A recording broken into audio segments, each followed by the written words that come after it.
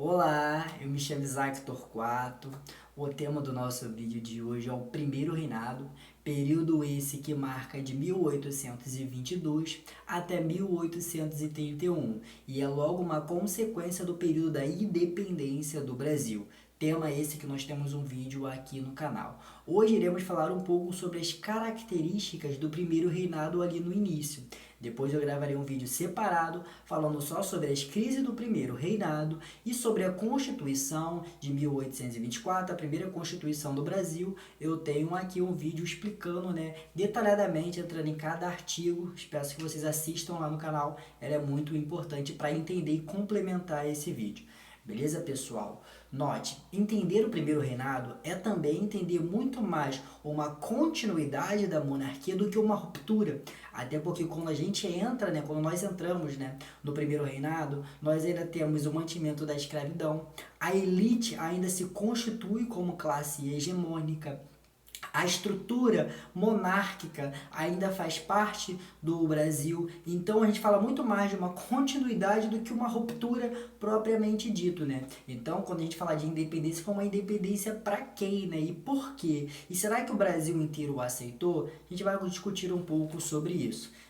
Beleza, pessoal? Primeiro, a gente deve sempre se destacar o que, O que foi conhecido ali na história, a partir de 1823, a preparação para a Constituição Federal. O que estava acontecendo naquele período, Naquele momento, não se tinha um reconhecimento interno então, as províncias aqui no Brasil, Aí a gente vai entrar no que nós chamamos de Confederação do Equador, de 1824.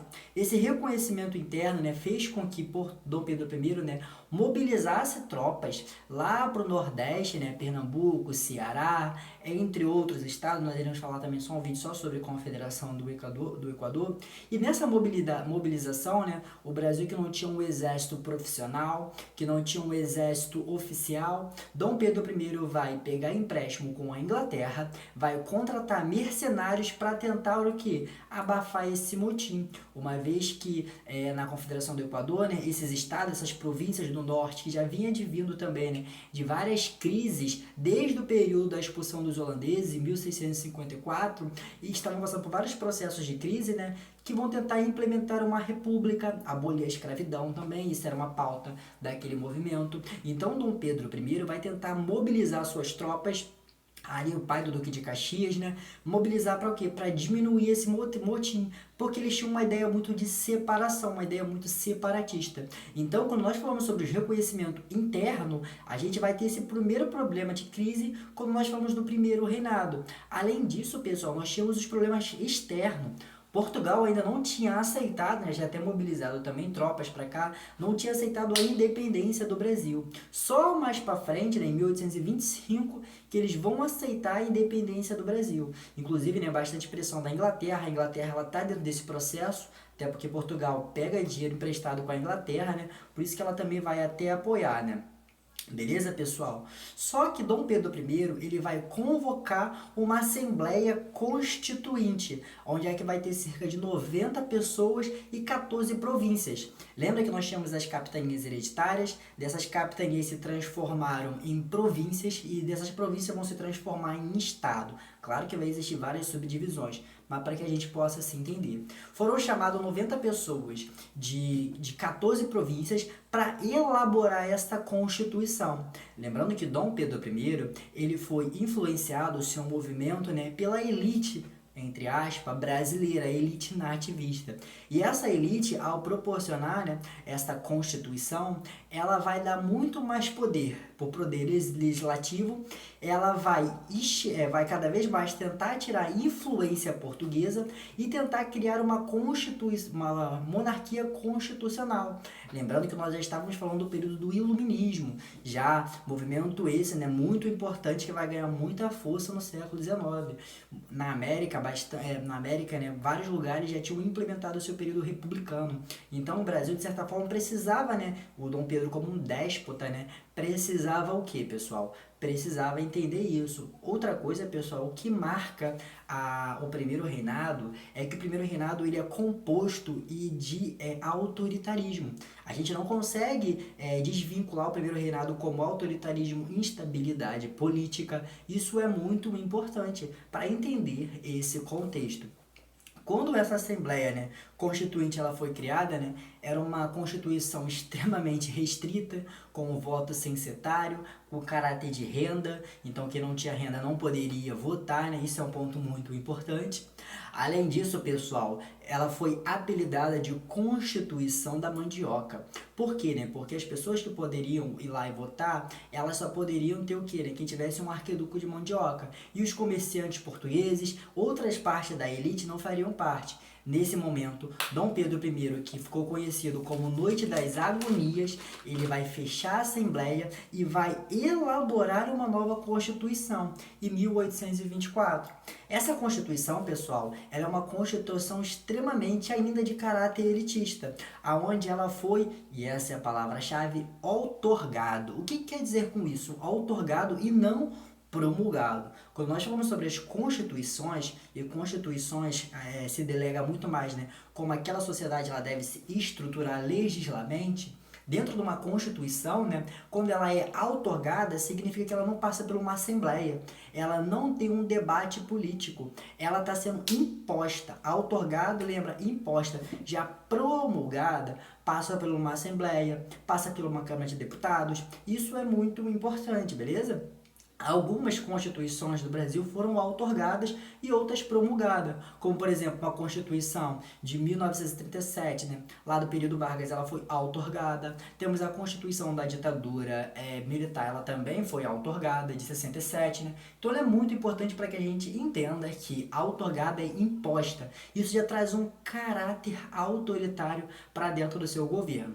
Lembrando que tem uns vídeos aqui falando só sobre a Constituição, falando, explicando detalhe por detalhe. Esse é um ponto muito importante, E ela era uma constituição censitária. O que eu quero dizer com isso? Ela tinha um caráter de viés de réis, de dinheiro, Que você só poderia votar se você estivesse acima de 100 mil réis. O que significa? Você já está restringindo. Tinha que ser o quê? Homem, casado, católico. Olha como é que isso é muito importante, pessoal, para entender o primeiro reinado. Além disso, você não votava diretamente, num deputado, você votava numa paróquia, essa paróquia ela escolheu o seu deputado e então o senador, que o senador ele era um cargo vitalício e composto de implementação, de nomeação pelo próprio imperador, mas já iremos falar um pouco sobre isso, beleza? Quando falamos sobre a estrutura da primeira Constituição do Brasil, é esse caráter autoritário, é esse caráter que vai marcar o reinado de Dom Pedro I. Beleza, pessoal? Outro ponto, pessoal, é entender que nós tivemos também o padroado. O que é o padroado?